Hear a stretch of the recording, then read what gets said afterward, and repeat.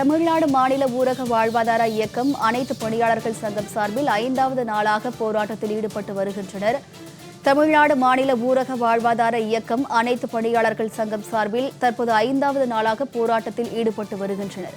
ஊதிய உயர்வு கோரி அவர்கள் 5வது நாளாக போராட்டத்தில் ஈடுபட்டு வருகின்றனர். அது தொடர்பான காட்சிகளை தற்போது பார்த்து வருகிறோம். தற்காலிக பணியாளர்களை நிரந்தரப்படுத்துதல், ஊதிய உயர்வு, பணிவரன் முறை உள்ளிட்ட கோரிக்கைகளை வலியுறுத்தி அவர்கள் 5வது நாளாக போராட்டத்தில் ஈடுபட்டு வருகின்றனர். தொடர்பான கூடுதல் விவரங்களை வழங்குவதற்காக செய்தியாளர் கவினா நம்முடன் இணைப்பில் இணைகிறார். வணக்கம் கவினா, தற்போது அவர்களின் போராட்டத்தில் அவர்கள் என்ன சொல்றாங்க, அவர்களுடைய கோரிக்கை என்னவாக இருக்கிறது, முழு விவரங்கள். வணக்கம்.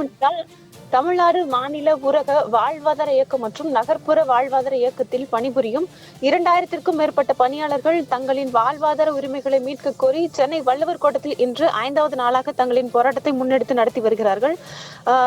இந்த பணியாளர்கள் பணி என்ன என்று பார்க்கும் பொழுது, கிராமப்புறங்களில் சுய உதவி குழுக்கள் அமைத்தல், பெண்களுக்கு வங்கி கடன் வசதி ஏற்படுத்தி கொடுத்தல், சுய தொழிற்பயிற்சி, மேலும் அரசு திட்டங்களை கிராமப்புறங்களில் உள்ள மக்களிடம் கொண்டு போய் சேர்ப்பது போன்ற பணிகளை செய்யும் பணியாளர்கள் ஆவர். தங்களின் நீண்ட காலமாக தீர்க்கப்படாமல் இருக்கும் கோரிக்கைகளை வலியுறுத்தி இந்த போராட்டத்தை அவர்கள் முன்னெடுத்து நடத்தி வருகிறார்கள்.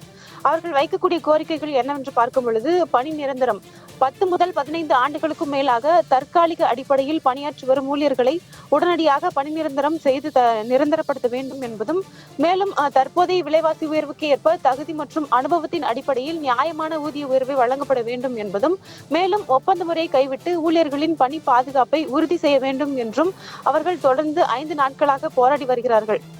ஆனால் 5 நாட்களாக போராடியும் அரசின் அமைச்சர்களோ அல்லது உயர் அதிகாரிகளோ இதுவரை நேரில் வந்து பேச்சுவார்த்தை கூட நடத்த முன்வரவில்லை என்று அவர்கள் வருத்தம் தெரிவித்து வருகிறார்கள். அவ்வாறு பேச்சுவார்த்தை நடத்தாதால் தங்களின் போராட்டத்தை இன்றும் அவர்கள் முன்னெடுத்து நடத்தி வருகிறார்கள்.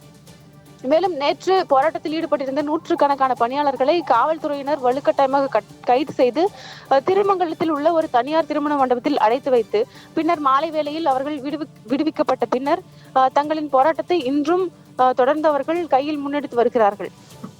கூடுதல் விவரங்களுக்கு நன்றி கவினா.